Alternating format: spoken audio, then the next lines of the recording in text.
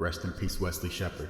Basically, this dude tells the plot of this story at the beginning, and no one believes him. Because even as an adult, like, this was the scariest part of the movie when I was a kid, but I was 7. Hey, the plot is happening to you, bro.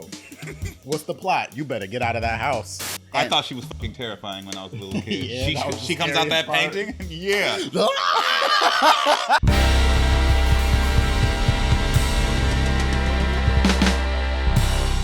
Life, Death, and Dope Boys, welcome to the show.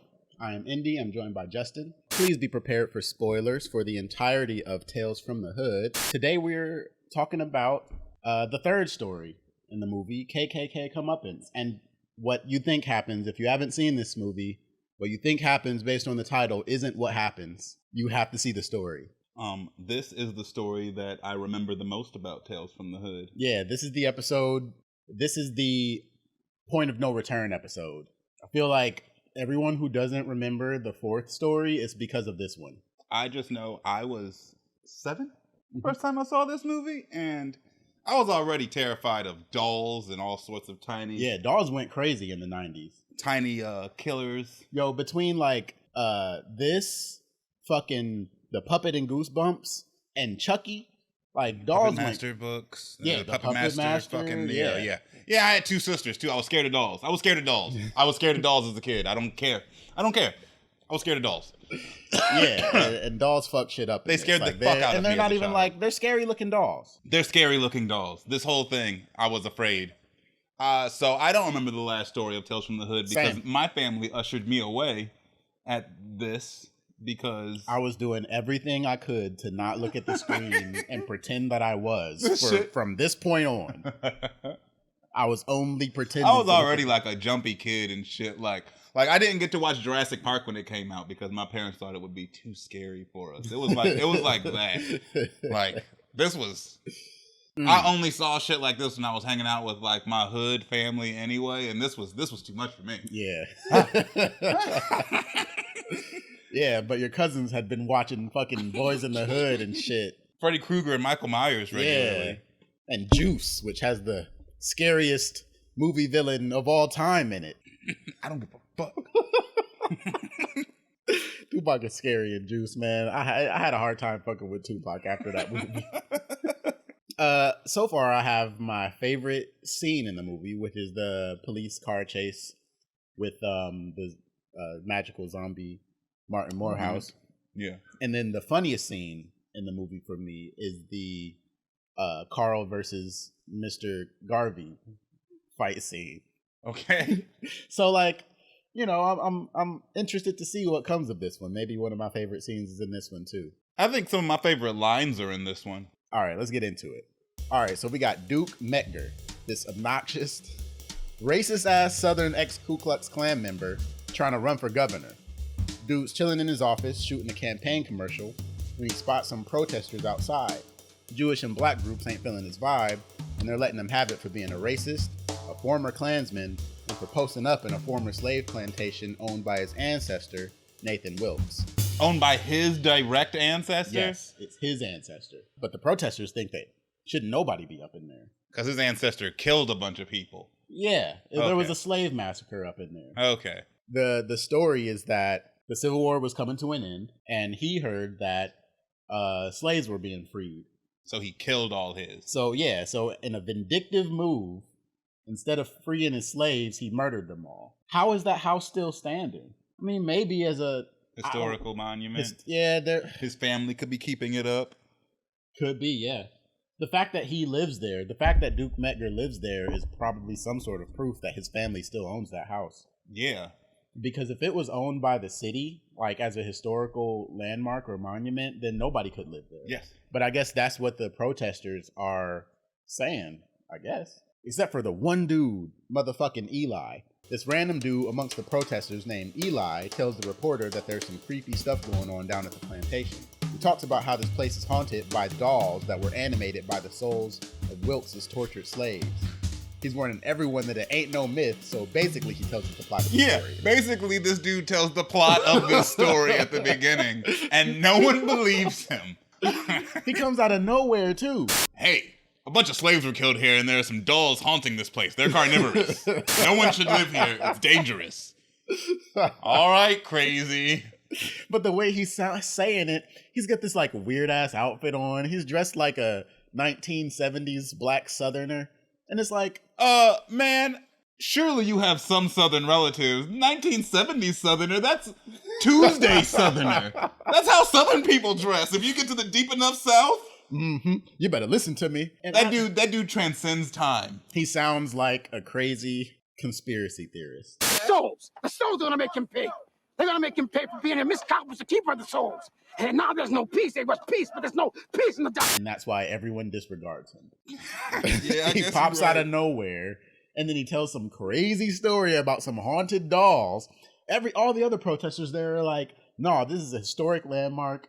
And could you imagine being one of the protesters being like, why is this nigga? Who let this talk? There's even a dude in the background who's like, somebody like we're trying to talk about actual issues. Of course, all the cameramen focus on this one crazy nigga talking about some bullshit. As soon as he started talking about that bullshit, the cameramen are like, okay, let's get this. Like, no, we got political issues to speak about. No, they're talking about this dude getting elected for government.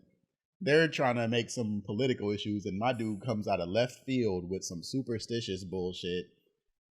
It's like it's counterproductive. Somebody get this man off the camera. It's not last time he shows up either.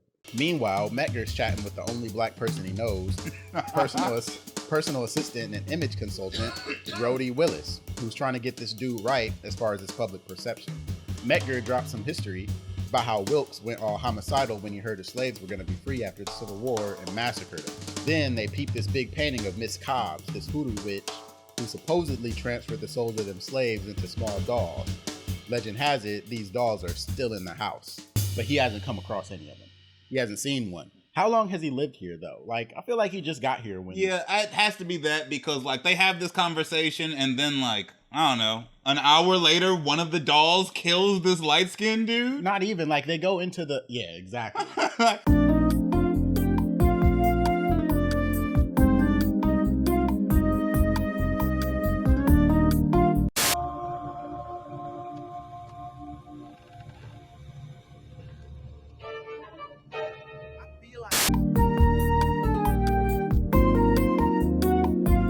I haven't seen one. I've been looking all over for him. There's one. It just tripped a guy down the stairs. Yeah, this happens right away. You would think after that, you'd be like, oh, it's one of the dolls. I should get, like, it's following me. It's in my car at the funeral and shit. Like, I don't know what he does to it. Like, I don't know if he, like, just left it there. I don't know what he did. Like, did he not notice it? He must have done. He did notice it. You see? No, he didn't notice it because he doesn't realize it was there until he sees watches the camera. Yeah. So it was just sitting at the top of the steps. Posted. It probably left after that. He's like, oh, he didn't even see me. Let me get yeah, I'm out of here. Move somewhere else spooky. And this is where it's like they make it abundantly clear that this dude is racist as fuck. Because it's like he can't say one sentence without finding a creative way to be racist about it. And then his image consultant, this light-skinned dude, it's like, is he a worse black person than Clarence? What about the ghosts? Well, the only spooks that I'm afraid of are the ones with guns. Yeah. Yeah. Yes. He's a worse black dude than Clarence. Because he even makes a racist joke in the... Mm-hmm. Mm-hmm. He's like barely black. Yeah.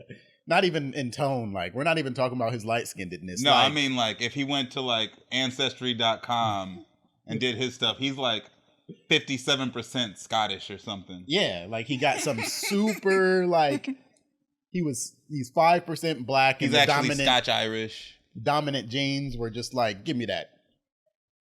Punnett square. I'm going to have it. While Metger and Rhodey are working on Metger's media game, Rhodey, not looking where he's going, takes a tumble down the stairs and bites the dust. At Rhodey's funeral, your boy Eli comes through with a warning, telling Metger to bounce from that house before he ends up like Rhodey. In the limo after the funeral, Metger spots that creepy doll and loses his marbles, ordering the driver to stop so he can chuck it out the window. Like how he blames the driver. Who'd you let in my car, boy? Right. Nobody's been in the car.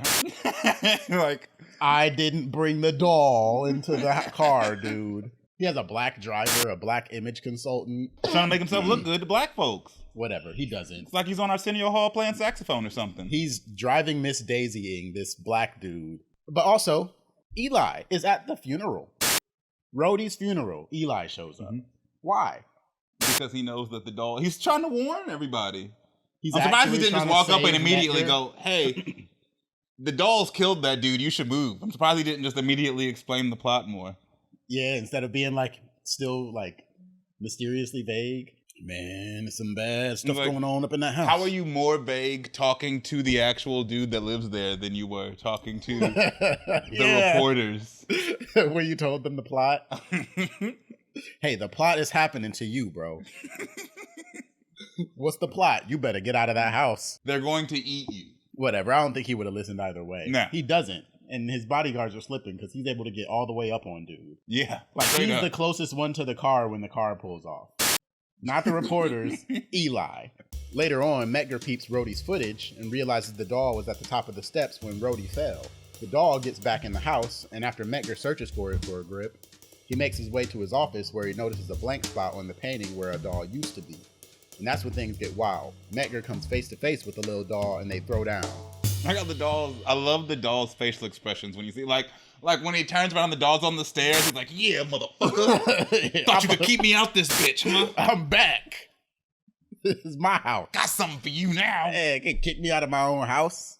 And then when they're reviewing the footage and it pans across the doll, and the doll's just kind of it's like, hey. He sure is. It's just like, damn. I think the doll looks like Will Smith. I think it's a Will Smith doll. They cast him in this. Will Smith doesn't deserve that. Not right now. Oh my God. Poor guy. I mean, look, we don't have to talk about Will Smith, but I think that's a Will Smith doll. Medgar's hurting, but he ain't giving up. He pulls out the Star Spangled Banner and starts smacking the painting with it, and when he damages it, it starts bleeding. Medgar brings the doll out to his porch, ties it to a dartboard, and goes to town on it with a shotgun. Then he goes inside and starts ranting at the painting. Is the painting healed when he goes back in? The painting is healed. And there's dolls missing from the painting when he goes There's back in. more too. dolls missing. Yeah, that's what I thought. But like, I started thinking like this, would this be more effective if it was like a Confederate flag, or do you think that they didn't want to put the Confederate flag in the movie? Like, I don't know. So this is an American flag, and I understand like Message! national sentiment at this time was like at an all-time low. Maybe it didn't matter. Maybe it would be a Confederate flag if the movie was made today. Maybe that's what I'm thinking. Maybe. Mid-rant, Medgar peeps that more doll images in the painting have faded to white. He finds the doll that he just blasted in the hallway back for round 2. Medgar locks the doll out of his office, but when he turns around, it's a whole army of dolls up there. At this point, the doll is like running around like they're scrapping, right? Like at this point, the doll's bit him in the neck. Yeah, okay. You know, like we're all aware that the dolls are and, animated at this point. Yeah, they're actually like they're animated. Yes, they're alive, and he's able to take it. Like even him taking it outside and blasting it with the shotgun was like sort of extra. I agree. I mean, yeah, he knows they're alive, but he's also being real. Like I commend him for never being afraid, because even as an adult, like this was the scariest part of the movie when I was a kid, but I was 7. All right, watching it again as a 34-year-old grown ass man, it's like I would be terrified. This is definitely the scariest one. Like those things are scary. I would have taken him outside and then stayed outside. Fuck it. Yeah, I'd be paranoid. I wouldn't be going back inside. No. There were more dolls in the painting. You think that was the only one? When I went back in and there were dolls missing from the painting, and I'm like, oh, well, maybe I should get the fuck back out of the house now. That was after he pinned one of the dolls to a dartboard and then blasted it with 2 rounds of a shotgun. Like, you're pissing these things off. The black dude made one racist joke and then got immediately killed. Yeah. I'm surprised you're still alive, bro. Homeboy wraps himself in the American flag, thinking that's gonna do something. Them dolls swarm him and turn him into piranha bait. Miss Cobbs teleports out of the painting just to watch in satisfaction. I thought the old lady was scary as a kid too. Yeah. Like looking back, she just looks like a grandma, but I thought that she was terrifying as a child. She's actually the director Rusty Candieff's mother. Nice. And his father was in this story too. He was the pastor reciting over the funeral. Nice. And so like found a way to shoehorn his parents up. Hell yeah. I thought she was fucking terrifying when I was a little kid. Yeah, she comes out that part. painting. Yeah. That's the last thing I remember is her coming out the painting, and then it was like, and you fainted. Your mom came, cover your eyes. Yeah, pretty much, bro. At that point, it was like, get him out of here. The puppets, it's dolls, the old lady. Last thing I remember is the old lady coming out of the painting, and that's the end of this movie. Yeah, for she me wanted to until- watch this. And she hadn't had a taste of murder in years. Ready to see this dude go. Before we go back to the mortuary, I'd like to please ask you guys, if you're not subscribed, to please subscribe to our channel. Thanks for watching. Like the show. Comment down below if you have anything to say. If you've seen this episode or you've seen this movie, we'd love to talk about it. So check us out, and thank you very much. Back at the mortuary, these dealers, they ain't got no time for Mr. Sims' wild stories. But clearly they have time for bullshit because Ball spots a corpse in the other room, and they all go in there to check it out. Sims asks if they knew the dude in the casket, and Bulldog's like, nah, just seen him around the block. But Mr. Sims has a story for these dudes about Homeboy's final moments. So that's a story for the next time. Oh my God. And it's somehow the craziest? It's my least favorite, but that was also my first time seeing it. To tell you the truth. Yeah. If I'd seen it as a kid, maybe. But it's interesting. And we'll go into it in the next episode. It'll round off our Tales from the Hood series. We're excited to see you back next time. In the meantime, please like, share, subscribe. Thank you for coming through and checking out our video. We appreciate each and every one of you. Rest in peace, Wes.